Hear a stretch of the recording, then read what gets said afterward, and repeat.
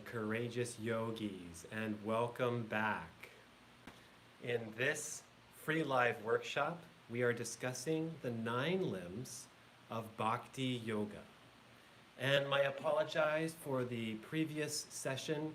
We are having some interesting errors, some technical difficulties in regards to YouTube being able to go live. Now, I've been able to go live perfectly fine using the same exact internet connection for the workshops that I'm teaching on Zoom. So I'm not sure why it's not working on YouTube, but the quality's fine on Zoom, you guys, and to let you know, those workshops are now there on the website. I went ahead and I published the website a little bit early. Aloha, Namanarayan Island Girl, thank you for coming back. But I did release the new workshops on the website for you guys to go check out. The website is up, even though it's only 90% complete. I published it early for you guys. There's still a few rough edges that I have to fine tune over the next day or so. But I wanted to make it available for you guys. So then, for instance, there's a new beginner's meditation workshop. Then I'll be leading starting on May 14th. So for those of you who are interested in learning how to meditate, that's going to be a lot of fun. I'm really looking forward to that workshop. And there's about 4 other workshops that are on the website as well. However, here today, we are talking about Navada Bhakti, or Novanga Yoga, the 9 steps of devotion. So we have 2 forms of Novanga Yoga. One is coming from the Bhagavata Puran, and the other is coming from the Ramayana. So and they're very similar. They're similar enough that we can compare them and learn from them both. So these 9 principles, first of all, the 9 principles of devotional service are described as helping the yogi to remain constantly in touch with God. The process of japa and internal meditation on the aspirant's chosen deity, meaning the Ishta Devata.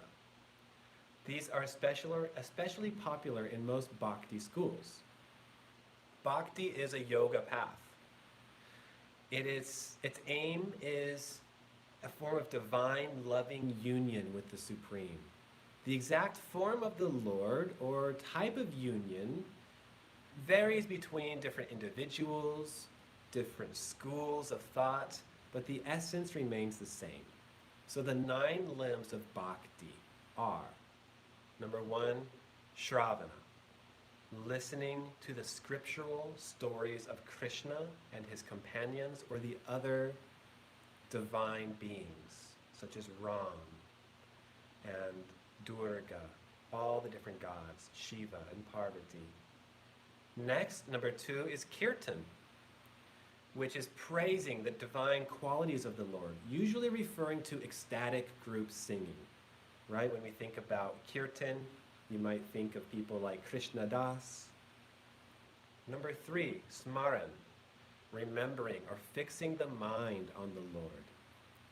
4, Pada Sevan, rendering service to the Lord, seeing everything, giving to the world, giving to humanity is all a part of service to the Lord. So by being a good person, by taking care of people, by having altruistic qualities, these can all be ways that you are personally doing Pada Sevan. Archan, worshiping an image. Vadan, paying homage. 7, Dasya, servitude. 8, Sakya, friendship. And 9, Atma Nivedan, complete self-surrender to the Lord. This is from the Bhagavata Puran. In the Ramayana, and I'm seeing some questions come up, is this all part of the Krishna religion? Well, there's not really a Krishna religion. The Hare Krishnas are it's all a part of the Sanatana Dharma. This is all Sanatana Dharma. Right? This is all from the ancient indigenous Vedic tradition, from the indigenous Indian spirituality of the Vedas. is where you might have been able to tell this is Sanskrit, word is coming from the indigenous spirituality of India. And yes, so that's right. The Hare Krishnas is a bhakti school. Mega, big time. In general, Vaishnavites, people who worship Vishnu, in general, they are bhaktas. Their form of yoga is bhakti yoga. However, bhakti yoga is pervasive all throughout. Here in the Ramayana, which is a Vaishnavite text, ultimately, Lord Rama explains the 9 types of devotion or penance to his devotee Shabri. The 9 steps of devotion, he says to Shabri, the 9 steps of devotion I impart to you. Listen well and remember it always. The first step to devotion, bhakti, is to keep company with the saints, satsang. The second step is to enjoy listening to legends and discourses pertaining to the Lord. Selfless service without any pride, seva, is the third step. The fourth step is to earnestly sing praises of the Lord's virtues with a heart clear of guile, deceit, or hypocrisy. Kirtan. Chanting the Lord's names, japa, with steadfast faith is the 5th step as revealed by the Vedas. The 6th is to practice self-control, good character, detachment, and always follow the duties, your dharma, as a good, righteous person. The 7th step is to perceive the world as the Lord, him or herself, and regard the saints as even higher than the Lord. The 8th is a state which one arrives at when traveling the first 7 steps, where there is no desire left, but the gift of perfect peace and contentment with whatever one has. In this state, one does not see fault in others, even during a dream. And the 9th, in this state of self-surrender, one has full faith in the Lord and becomes childlike, simple, with no hypocrisy or deceit.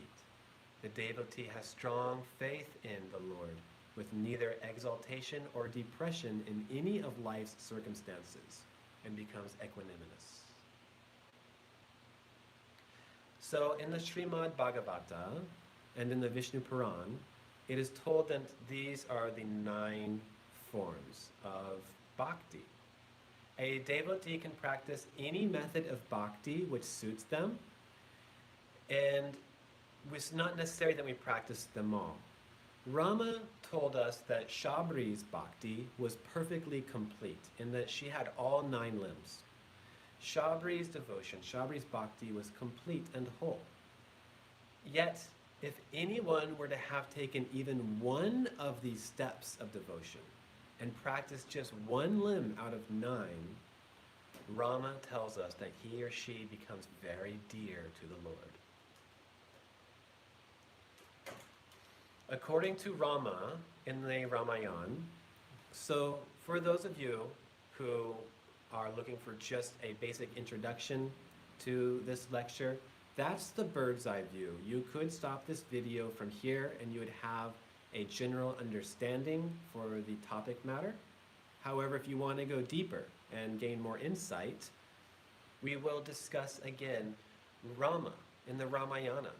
The first form of bhakti he describes as being in the company of truth, Satsang. Being in the company of truth. This is interesting. What is truth? How do we know truth? How do we discern truth? Being in the company of truth can be translated in different ways. Being near a saintly person and having their satsang, which means their instruction to receive one of their discourses and guidance. This can be one form of satsang. Another form of the same bhakti, satsang, can be taken as analyzing the truth and spiritual life. But whatever the state, the main emphasis is on being in the company of truth. Now, if we also define this psychologically, the truth here represents a quality which is gained after attaining discernment. If there is no discernment, there can be no discovery of truth. So in order to experience truth, one needs to have the power, the force of discernment, vivek. How can we attain this? How do we gain that first level of discernment to be able to recognize truth so that we can be in its company? For this, a sadhana is required, a sustained daily discipline, sadhana. We must go from understanding to realization by having our own direct personal experience. It is in direct personal experience that the transformation happens. So whether that sadhana is being in the company of a person who is enlightened, absorbing their vibrations, and allowing the inner mind to experience it, or whether that sadhana is self-analysis, trying to develop the faculty of discernment through a meditative process or way of life. According to your level of life and consciousness, everyone has their own definition of being in company with truth. Being in the company of truth is something that is relative to us all, wherever we are at on the path. However, in Srimad Bhagavata and in the Vishnu Puran, the first form of bhakti is mentioned as Shravana, hearing the leelas and the stories of the divine beings. Now, this is also the second limb of bhakti, as mentioned by Rama, so we'll just go from here. Shravana. Hearing the Lord's leelas includes hearing of God's virtues, glories, sports, and stories. The devotee gets absorbed in the hearing of these divine stories, the stories of Krishna, stories of Rama, stories of Shiva. Hearing of divine stories in the devotee's minds merges in the thought of the divinity. One cannot think of undivine things. The mind loses, as it were, its charm for the world, and the devotee remembers God only, even in the dream. So satsang, it brings about this deep yearning to be close to the Lord. And Shravan here develops that deep yearning, that desire for the Lord's company. Sri Shankaracharya tells us, the company of the wise, even for a moment, becomes the boat to cross the ocean of samsara. Without satsang, sadhana does not become perfect and strong. The fort of sadhana should be built on a strong foundation of satsang. Mere austerities, tapas, are not the end of sadhana. Satsang illumines the devotee and removes his impurities. It is only then that subtle truths are grasped by the devotee. Lord Krishna says this to Uddhava in the Uddhava Gita, that nothing but satsang alone can put an end to all worldly miseries and attachments.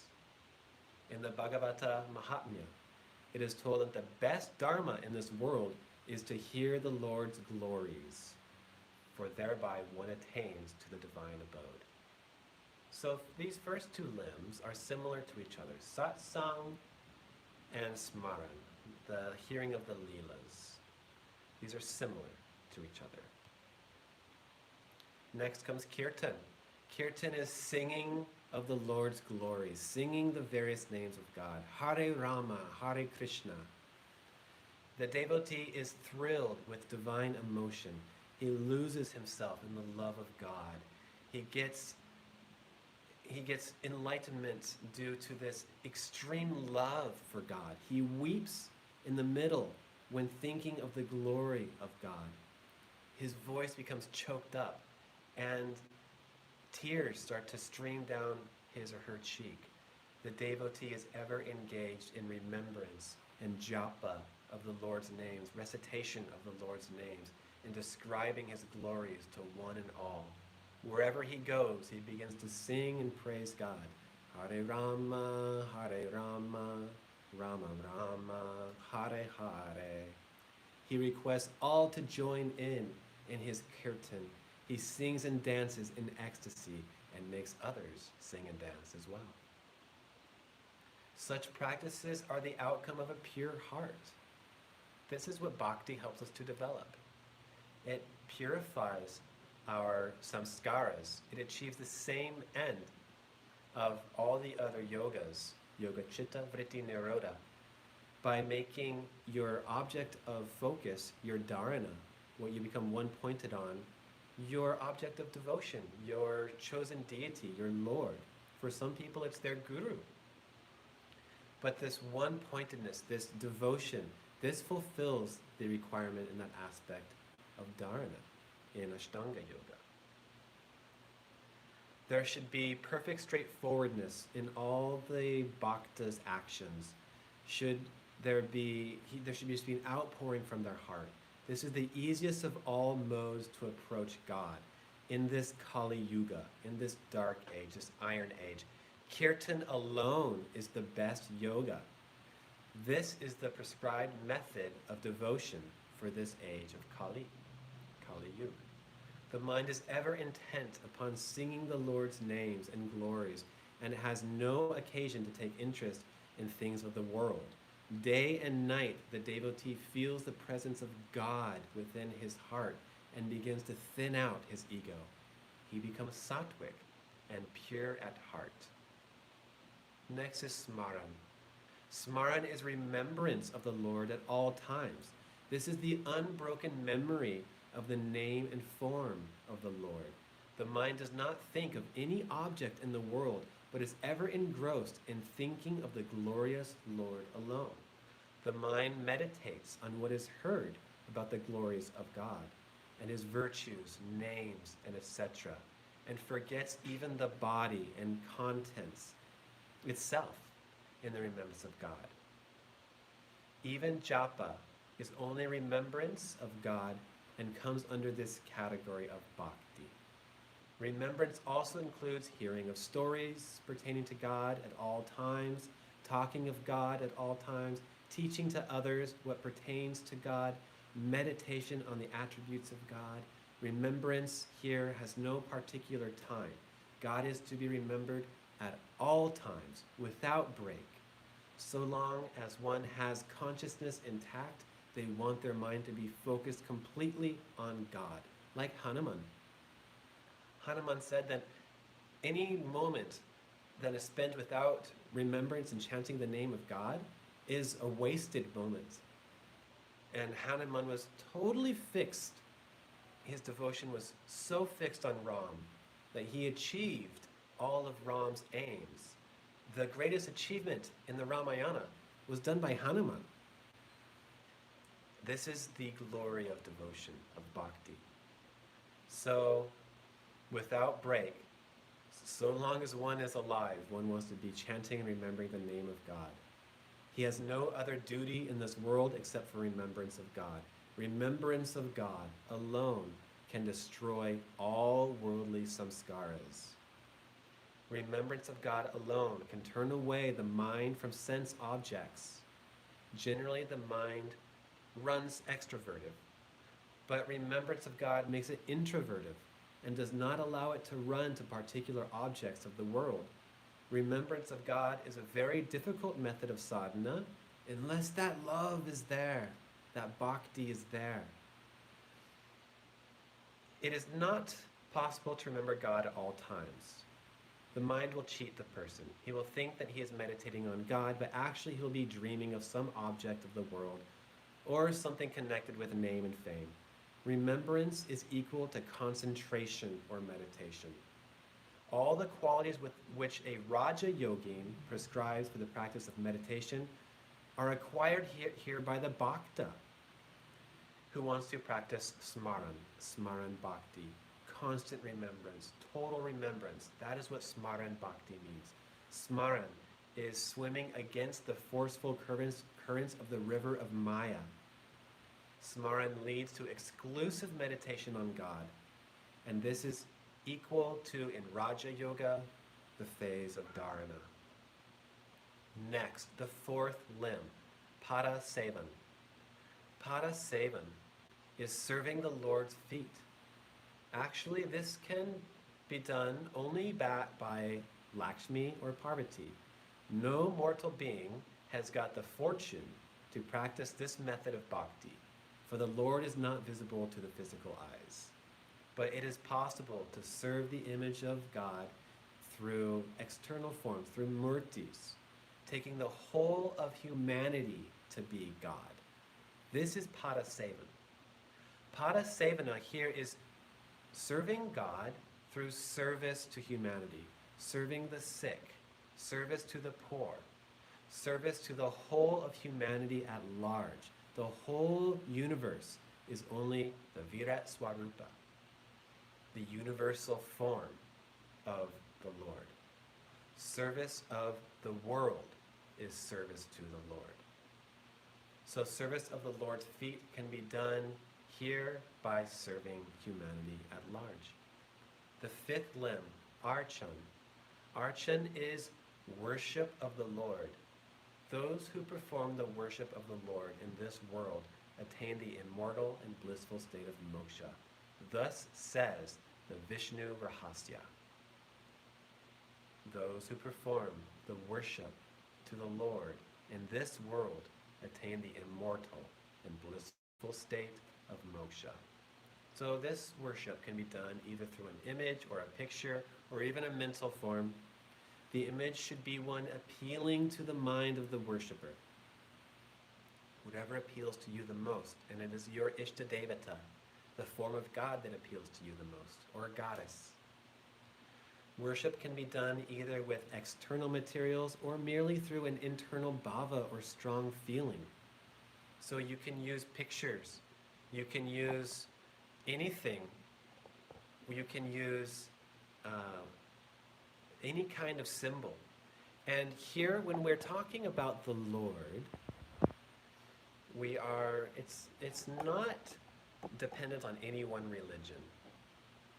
The Lord transcends all of religions, and we can feel the presence of the Lord in our own heart.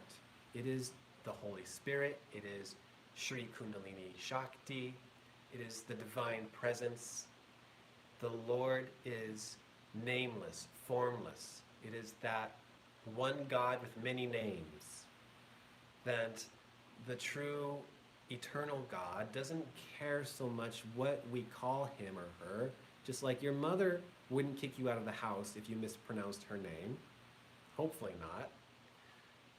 How much more infinitely compassionate is God? God is pure love, and God is willing to meet us halfway in whatever our limited way of understanding the divine and the ultimate is. But we just have to believe in God.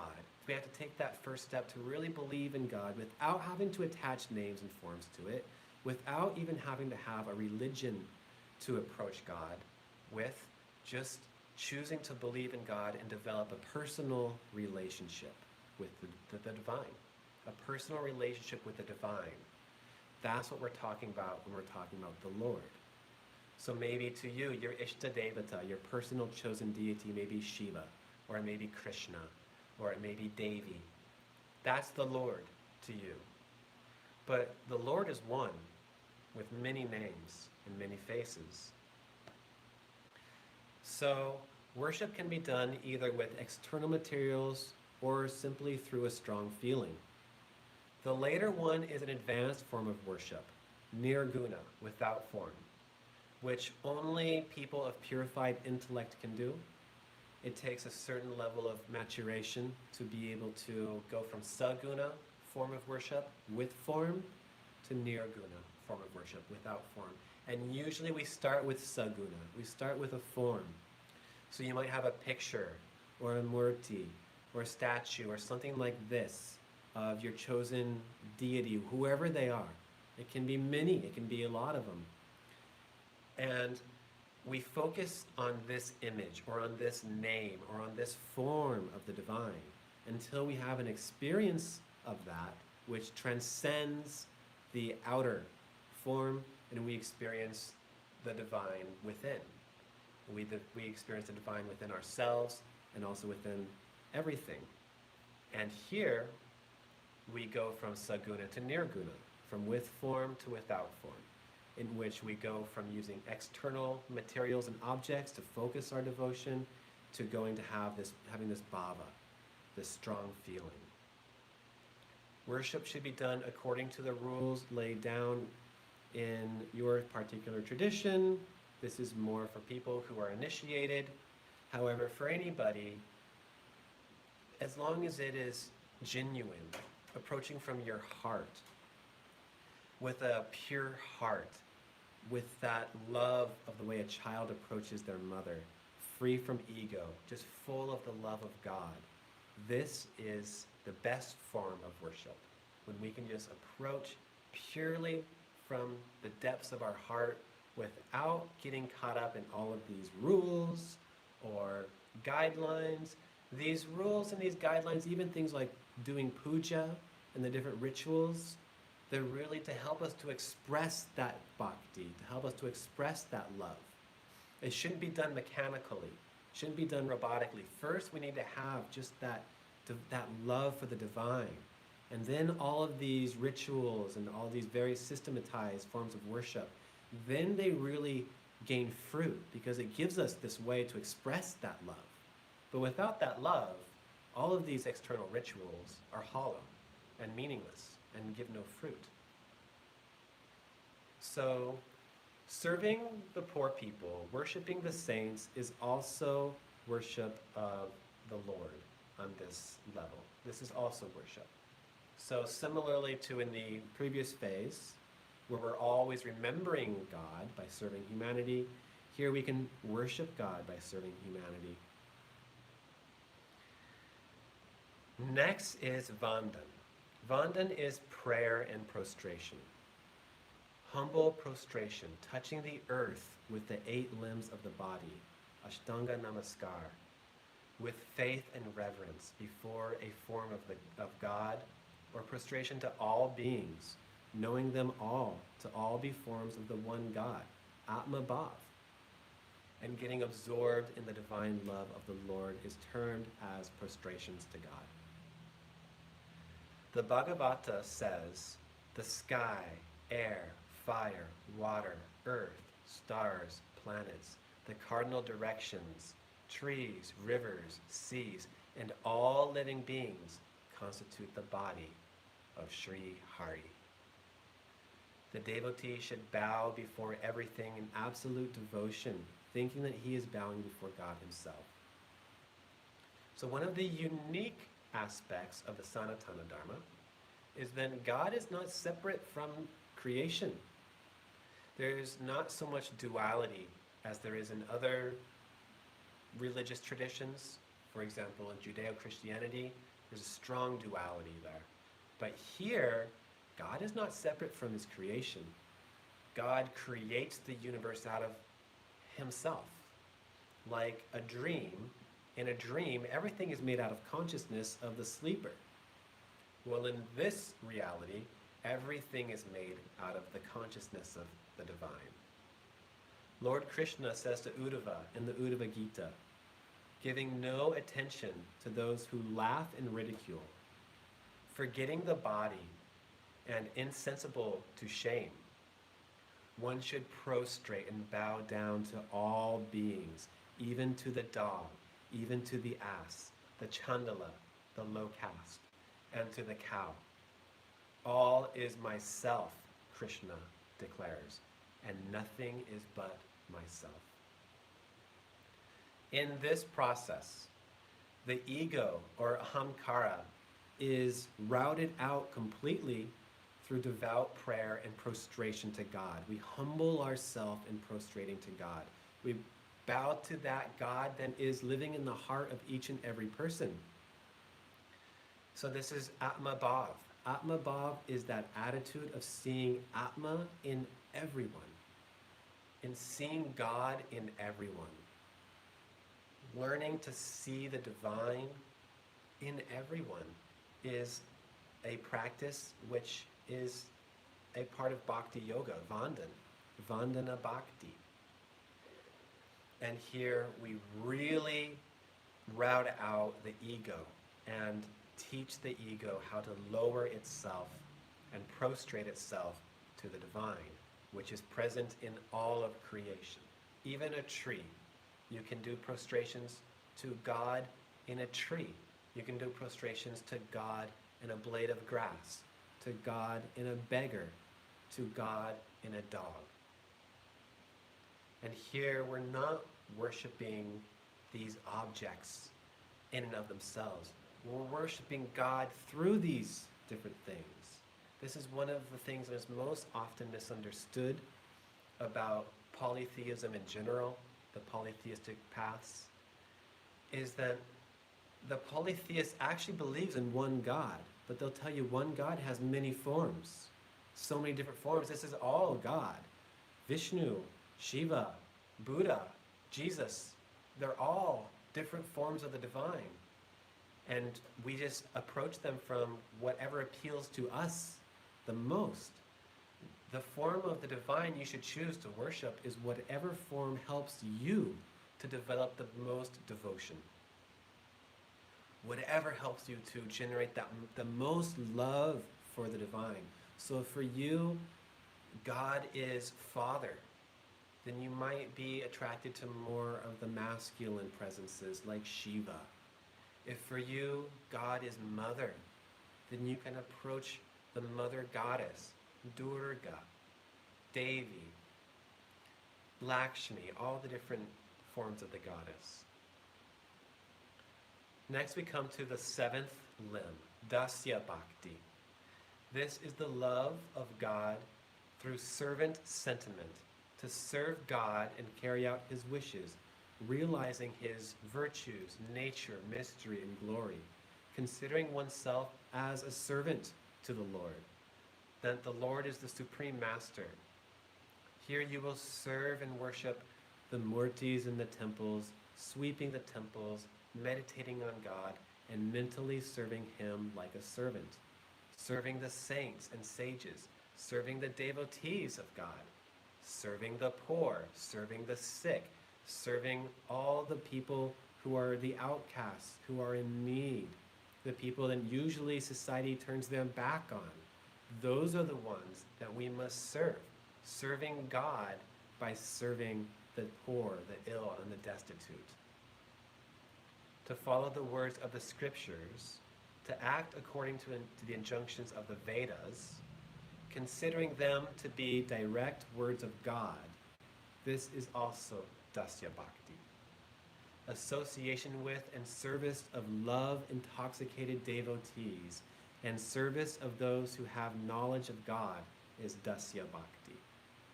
The purpose behind Dasya Bhakti is to be ever with God in order to offer services to him and win his divine grace and attain thereby immortality. The eighth limb, Sakya, Sakya Bhav, is the friendly sentiment, cultivation of a friend sentiment with God. So Arjuna cultivated this kind of bhakti. Excuse me. The Bhagavata says, "Oh, how wonderful is the fortune of the people of Raja, of cowherd Nanda, whose dear friend is the perfect, eternal Brahman of absolute bliss." So to be always with the Lord, this idea of friendship, to make God your friend, to make God your companion, to treat God as one's own relative, like your very best friend. You have no stronger tie, you have no better friend in this world than your Lord.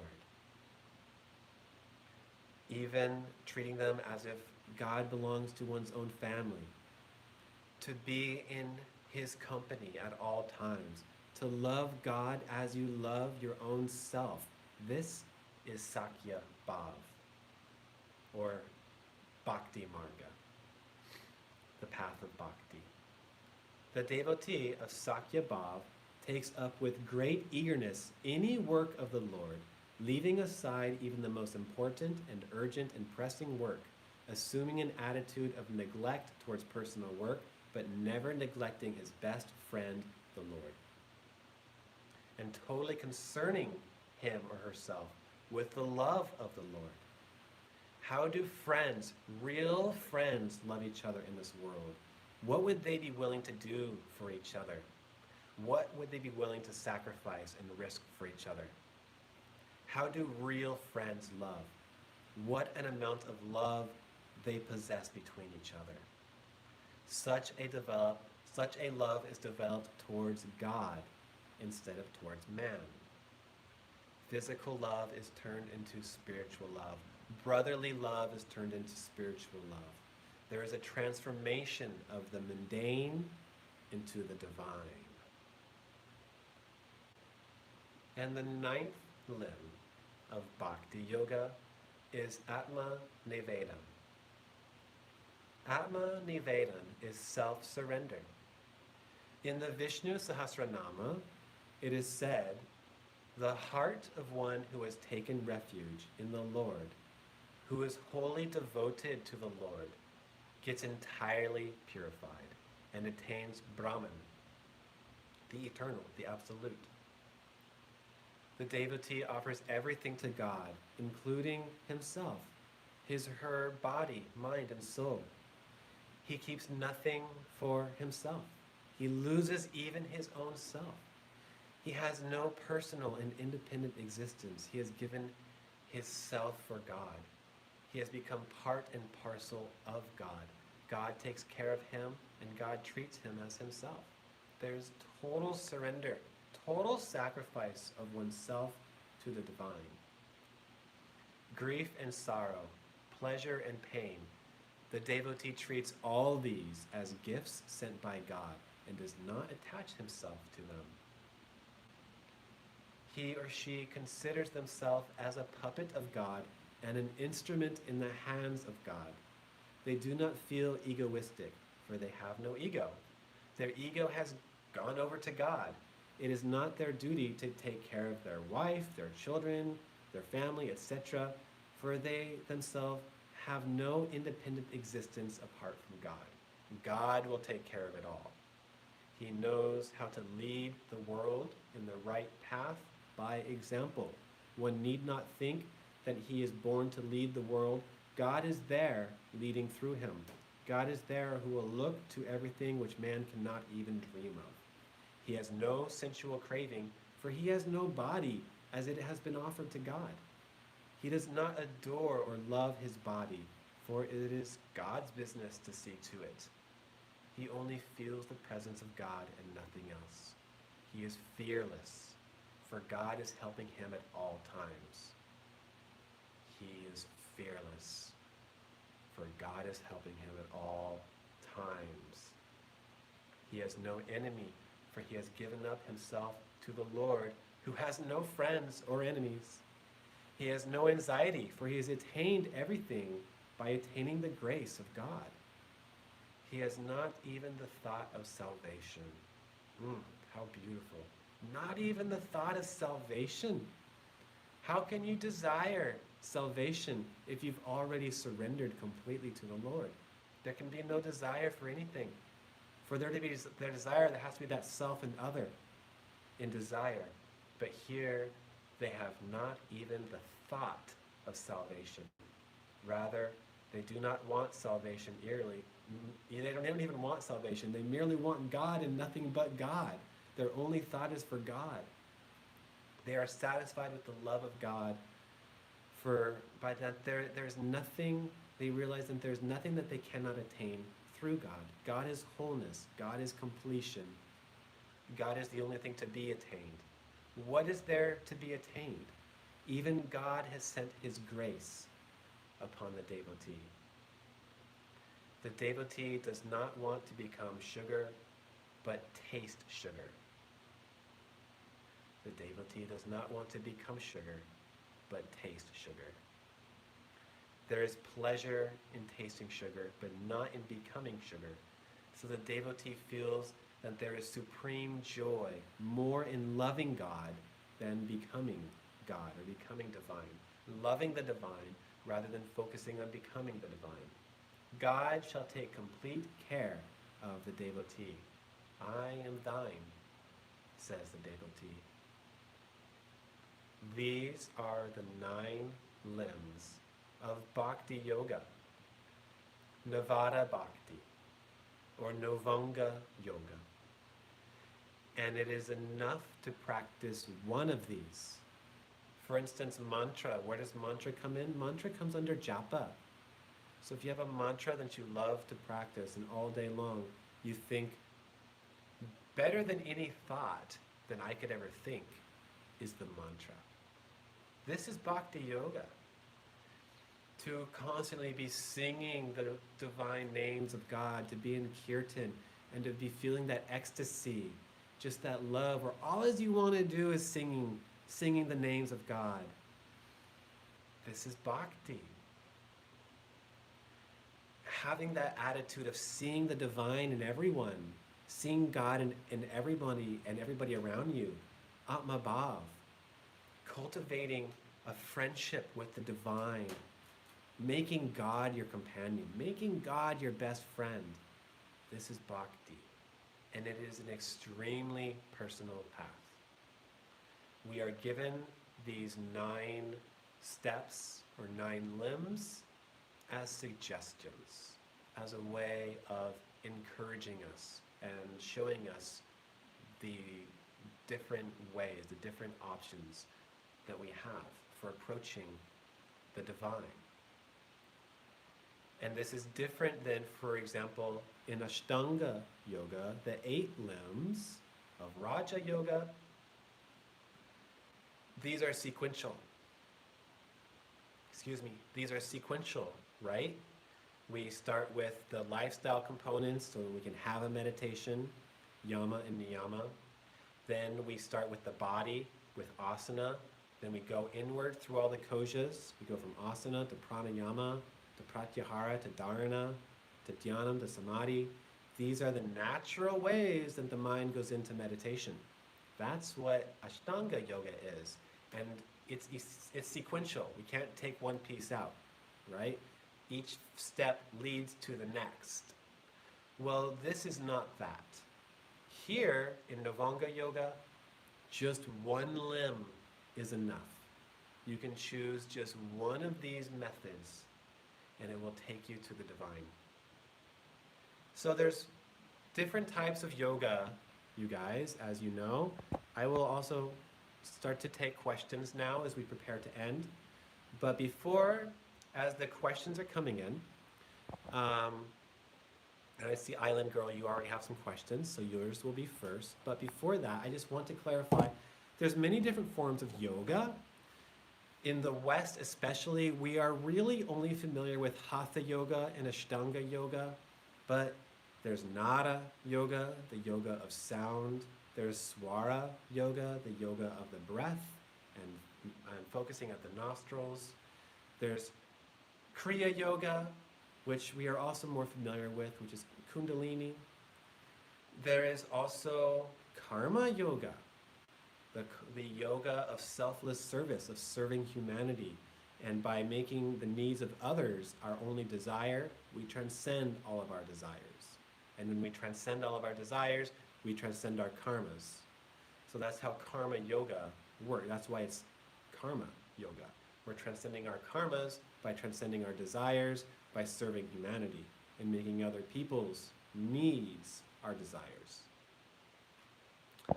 Okay, and then there is also Bhakti Yoga, which we just covered right here. Okay, so first of all, Island Girl, when you say the Lord, I already answered that. So hopefully you understand what I meant when I was talking about the Lord. So we have to believe in a deity of some sort. Seems kind of like Hinduism, where there are many gods. I believe there's something outside of me, but not something specific. Oh, okay. So yes, we are talking about the Sanatana Dharma, which is called Hinduism outside of India, but inside of India, it's called the Sanatana Dharma. which is the Vedic path, right? Also relates to the tantric path as well. But here the idea of God is a little bit different, Island Girl. Here, God is not something foreign to you. God is not outside of you. God is not some being up in the clouds judging us and there to curse us or to bless us. This is a very different idea of God. The idea here is that God is within you, as you. You are what God is doing. We are all what God is doing. God is that pure collective consciousness. Everything is consciousness. So like in a dream, if you think about a dream, in a dream, all the stuff that you touch and feel, it seems real to you when you're in the dream, but it's only made out of consciousness. In that case, in a dream, everything inside the dream is made out of your consciousness, the consciousness of the sleeper. Well, Brahma is dreaming all of this. God is dreaming all of this. We are all in God's dream. Therefore, God is made out of everything. God is both the outer world and the inner world. So what we most essentially are, that pure consciousness, pure collective universal consciousness, this is the divine. Now, of course, we cannot conceptualize the infinite. We can experience it. You can have your own direct experience of God. You can know God. There are those who say you can't know God. Yes, you can. You can know God and you can develop a relationship with God. But we can't bottle and package God up into our own limited versions of truth like religions. All religions have a certain piece of the puzzle, but truth, because the ultimate nature of reality is to constantly evolve, right? We're always constantly evolving. Nothing stops evolving. Truth is always elaborating upon its own qualities. Therefore, as soon as you see the whole big picture and you try to contain it and freeze it in time and say, here it is, and try to present it like that, you're already wrong. There's already something more than has developed, that has evolved, that if we try to create a systematize the truth, then it's losing that aspect. So here, God is experienced as being everything.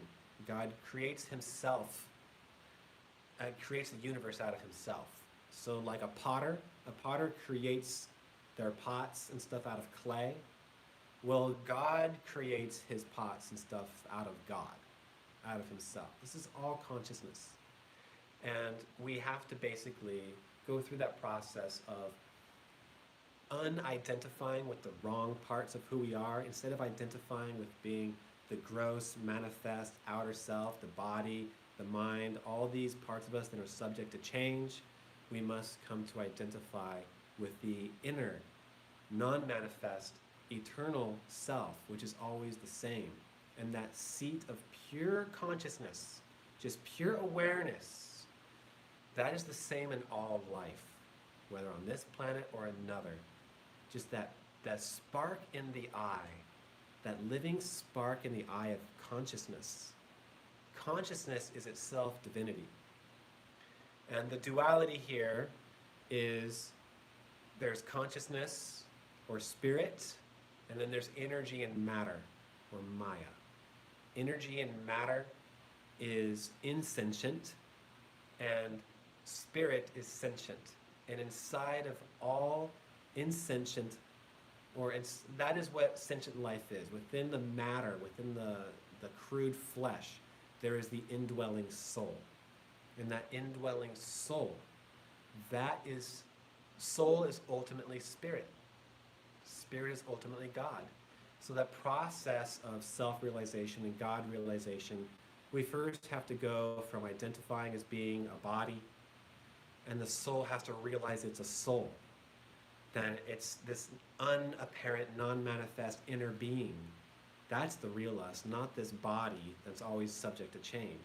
Then that's self-realization, realizing that, oh, I'm not this body, I am soul. I'm eternal. I'm immortal. Next, we have to realize, the soul has to realize it is spirit.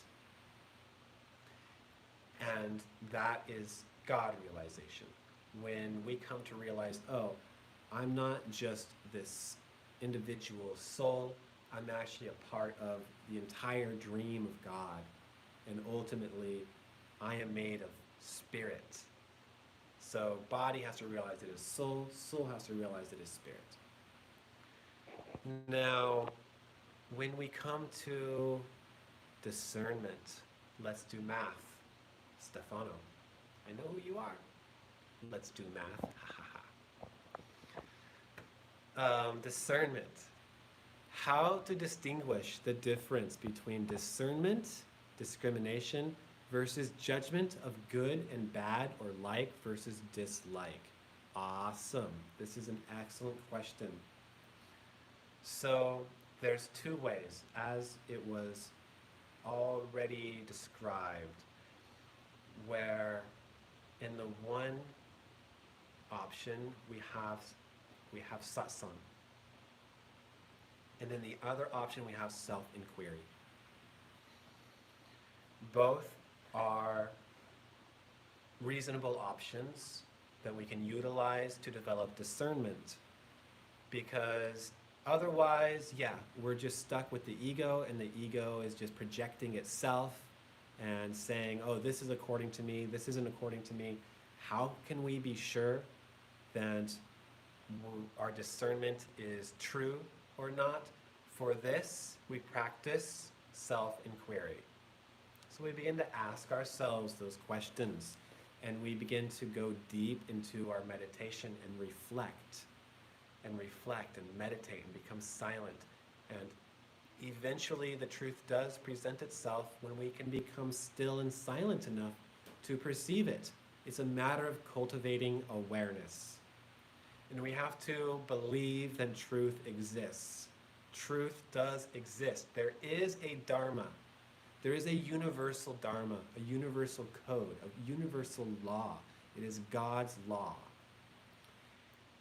And we just have to become aware to it. We just have to learn how to cultivate awareness. And the more that we accumulate that awareness, the more that we naturally see what is right and wrong. See, right now, it's like we're on the ground floor. We're down actually on the streets. If you imagine a high-rise, like a 7-story high-rise, well, without discernment, when we haven't cultivated awareness yet, and we don't have very much discernment, because they're related. Awareness and discernment are related. The extent to which you have awareness is the extent to which you'll have discernment. So in the beginning, it's like we're down on the street, and there's traffic all around us, and there's cars, and there's elephants, there's bullock carts, and there's elephants going by. Obviously, we're in an Indian city.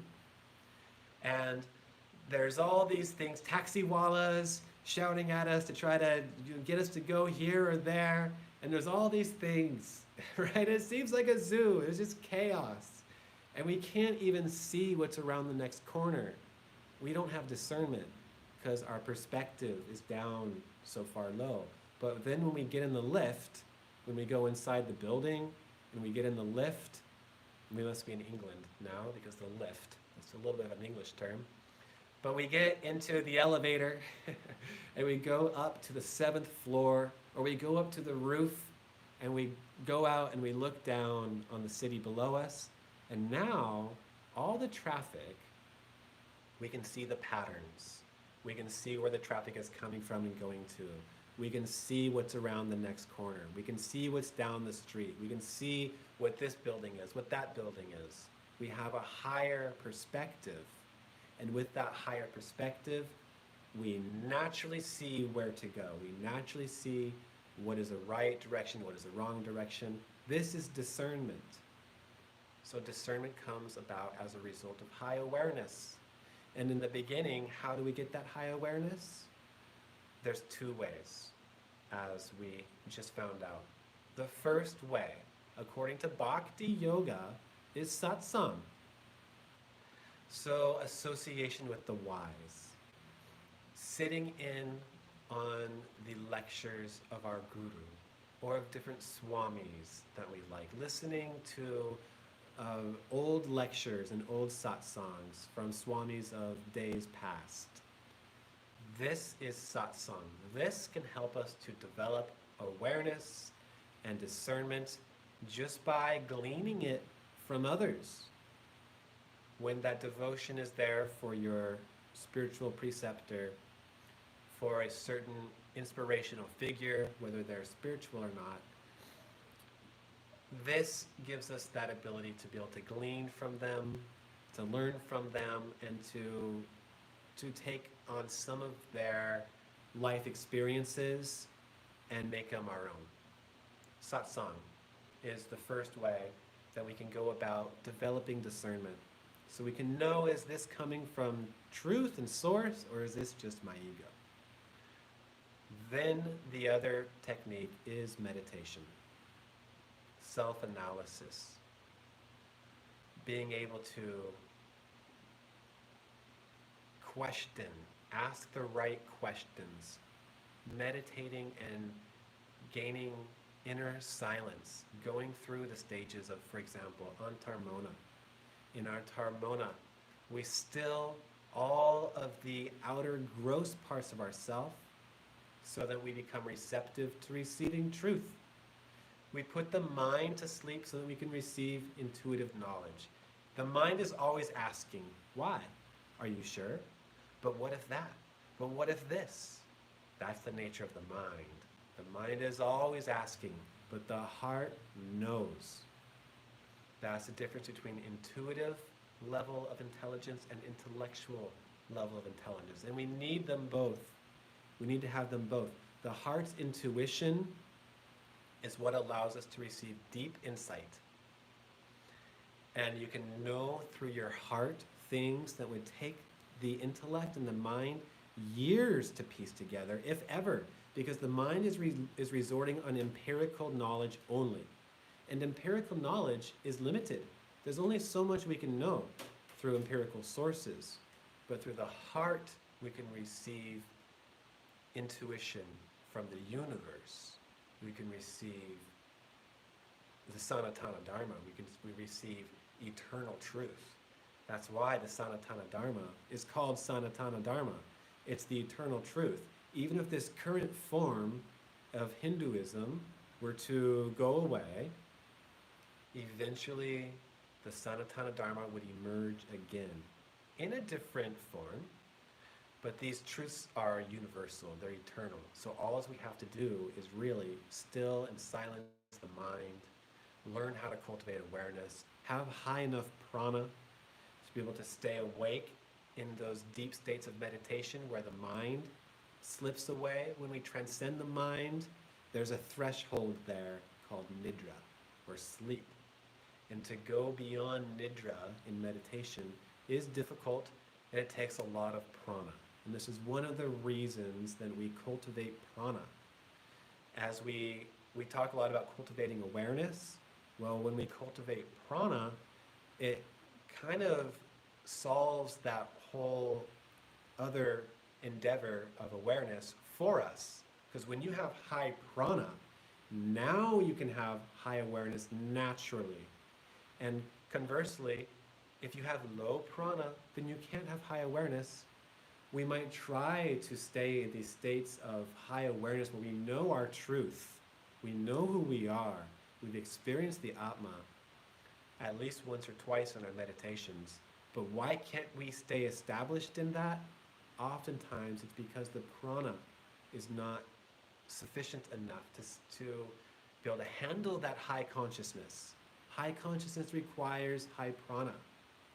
So in the process of developing this awareness, so that we can have discernment, we also need to be living a yogic lifestyle, eating right, living right, observing the 5 yamas and the 5 niyamas, doing asanas to unblock the places where prana has become stagnated, doing the breathing practices to increase our ability to increasing the quality and quantity of prana.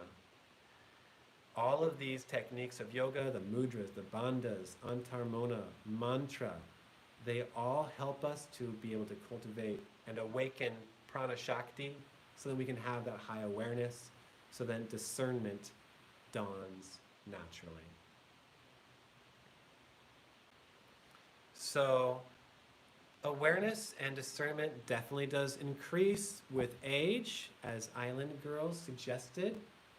Nama Narayan, Margaret, I apologize for not seeing you sooner. And that's right. So your awareness and discernment does increase with age, as every single time that the earth completes one pass around the sun, that's more time, that's more lessons, that's more time that we have to observe patterns, to be able to learn about how we interact with the world in those patterns. So definitely there is a component of time that is there. But when we practice yoga, we are utilizing certain shortcuts to the evolution, to our self-evolution. We are speeding up our own evolution when we can do these different yogic practices. And to me, that's pretty much what yoga is. It's a compilation of all these techniques that helps us to be able to speed up our evolution naturally.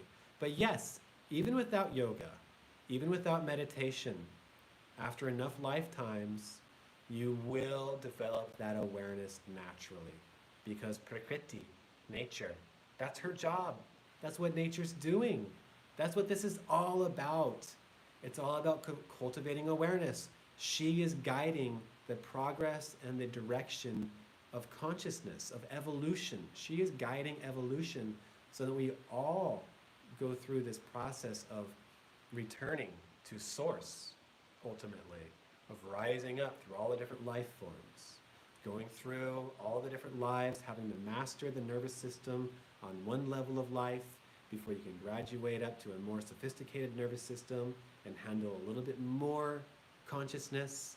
And then when you master the flow of energy on that nervous system, on that level of life, then we evolve up to another more sophisticated organism with a more sophisticated nervous system that can handle even more consciousness. And this whole process of expanding our ability to contain consciousness is Prakriti's job. So all of this yoga, this channel, this lecture, all of it, it's all coming from Prakriti. She's the doer. This is her work. Prakriti is the doer. We're just playing a role. What can we do? Our genetics are determining almost everything, and that's Prakriti's domain. Everything is pretty much predetermined by nature. Everything that we do, we even think that human beings are exempt from nature, that we do certain things that are for or against nature. But we're a part of nature too. Nature's controlling us too. And this whole experiment of life, we have a role. Our species, the human species, has a very important role to play in it. We're not an anomaly. We're a part of it, and we all have that role to play. And our great free will is either we can become our destiny or not. We all have a destiny. We all have a nature. We have a nature, and our nature is our destiny. And we can either become that or we have the free will not to. And if we don't become our destiny, we simply don't flower. We simply don't blossom. But a rose is only ever going to be a rose. No matter how much it might want to be a sunflower or a blueberry, it can't ever be a sunflower or a blueberry. And if it focuses all of its life on wanting to be a blueberry, then it's not going to flower fully as it can as a rose. So our great free will is to either become ourselves and live up to our destiny or not. But our role is predetermined. Nature has given us our role. And she's the doer. We just have to show up and do our duty, our dharma, fulfill our role, and live up to that. And the extent that we can live up to our role is the extent to how much Prakriti and nature is flowering and blossoming, and how beautiful it can all be. If we're all living up to our roles and doing what we know deep down in our heart, we already know our Dharma. On one level, you know what you're supposed to be doing or not supposed to be doing, what's right for you or what's wrong for you, and nobody even has to tell you. That's your Dharma, and it's going to be different for you slightly than it will be for me, or maybe even a lot. Everybody has a different role to play, and when we play that role, then we blossom. Then we step into God's divine plan for us, for all of us, for this creation. And when we don't live up to that, then that's an opportunity missed. And it's also an aspect of Prakriti that never got to flower. So flower, step into your destiny. And for yourself as well as for all of us, for everybody. It's good for society when you live up to your Dharma, and it's good for you when you live up to your Dharma as well.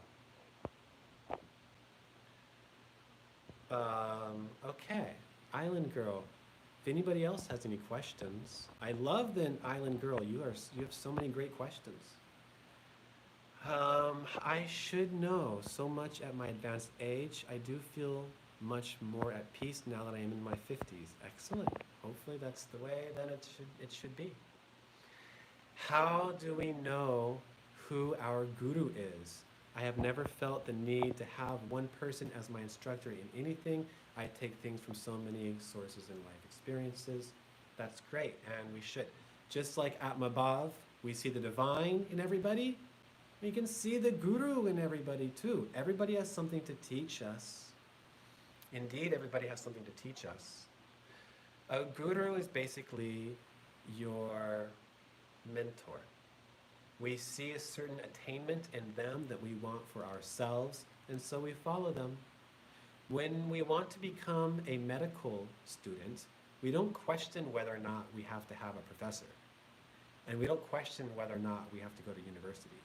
If we want to become any kind of expert in any field, we know that we need to look for a mentor or a teacher. But people think that they don't need a mentor or a teacher when it comes to spiritual life. This is a mistake. We can gain so much from other people who have followed traditional paths from their guru-disciple lineages and who have had masters, people who have gone so much further than a lot of us could even never dream of. And we can, through satsang, we can reap the benefits of their experiences by just sitting in their company. So to have a guru, you guys, is actually the most beautiful part of yoga. The devotion that is there is so sweet and so beautiful. And the guru is nothing but a projection of your own devotion. Whether you like your guru or whether you don't like your guru, whether you think you need a guru or whether you think you don't need a guru, it is all just a projection of your own devotion. How devoted are you? That's how you're going to think about the guru. And aside from just a mentor who can bring us to certain attainments that they've achieved for themselves, we also have that soul partner of a guru. And that guru who is your guru, when you have a guru, it's somebody that you've been working with for lifetimes, and you'll recognize them. It's the best way to say it. How do you recognize your own mother in a crowd of people from the back? You know your mother when you see her in a crowd, even from the back. In the same way, you'll know when you meet your guru. You'll just know. The guru is the one who opens your heart. So if you've had more than one guru in your life, if you've taken different initiations like I have, I've taken different initiations from different traditions. And when it came for me to ask myself, well, which one is my guru? She who opened my heart. The one who opens your heart is the guru. Now, Traditionally, the guru is somebody who has been chosen by their own guru to take the seat of the mission of the whole lineage, and to be able to give a mantra, to be able to give diksha, mantra diksha, and that has to be given as a command by their guru. And it can be either as a direct verbal command, like, you're going to be the next guru because I'm about to Hari Om Tat Sat. And this happens frequently where there's an official guru of a tradition or a lineage who was chosen by the previous guru, and it's a lineage that goes all the way back to Shiva. And so there are those who are qualified to be gurus in that way. But really, it's your choice. You can choose who you want your guru to be. And what's important to know about your guru, or who you choose your Ishta Devata, your chosen form of God, to be, it is the devotion that liberates you, not the object of devotion. Let me say that one more time, and please, everybody, get this. It is devotion in and of itself. It is the act of devotion, of being devoted. That is what liberates you, not the object of devotion. So that's why people like Swami Shivananda told us, your guru can be the biggest rogue in the world. Your devotion to them is what liberates you. And so from that perspective, this is also why it's encouraged for husband and wife to see God in each other. When a husband can really see and approach his wife as Parvati or Lakshmi, and when the wife can really see and approach her husband as Shiva or Vishnu, you can gain liberation through devotion to your spouse. So it is devotion, it is the act of devotion that liberates, not the object of devotion. What is important is that we have a capable, competent guru that you have full faith in, and that you can follow from there. Now, I'm not a guru. I have not been given that command by my gurus. I've not perfected the mantra yet. I'm still practicing. I haven't become fully established in self-realization. I have enlightenment experiences daily, but I'm not established in that. I'll be the first one to admit, I'm not. I still have a long ways to go. I still have a lot of karmas. I still have a lot of desires. I still have a lot of temptations and distractions in my mind that pull me away from that one-pointedness of being a devotee. My deepest desire and longing in life is for spiritual life. That, to me, this is the most rich thing that there is. That's the true wealth, is spirit, is being able to go within yourself and experience that perfect bliss, that perfect contentment, that perfect peace that is your own true nature and doesn't need to be recreated or attained. Only we have to become aware to it. It's always there. So, yes, I can serve as a guide, even as a mentor to a certain extent, but mostly what we do in the workshops, for example, is we are exploring these topics together, where, yes, they are topics that I have already had some experience with, and they're topics that I know well.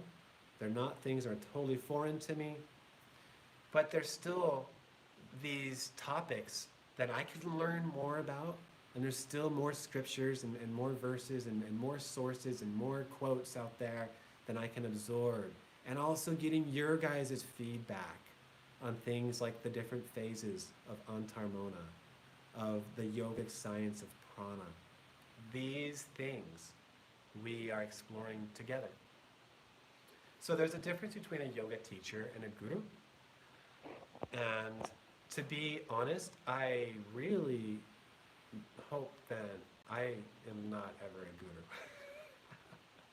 You guys, I love you all. This is so much fun to me. I really enjoy this.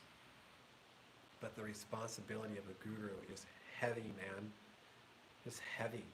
What is the ultimate responsibility of a guru? Just think about it for a second. You're responsible for the souls of your devotees. That is way bigger than any worldly role you might have. You could be the CEO of Google or Amazon or whatever, of the biggest corporations out there. That's not where anywhere near as much responsibility as being a guru. Your role as a guru is guru, darkness to light. Gu means darkness, ru means light. Your role is to take people from darkness to light, to cross the sea of transmigration, to go to the other side of ignorance, to tune people in to truth, capital T, truth. That is no small endeavor. It's very serious. And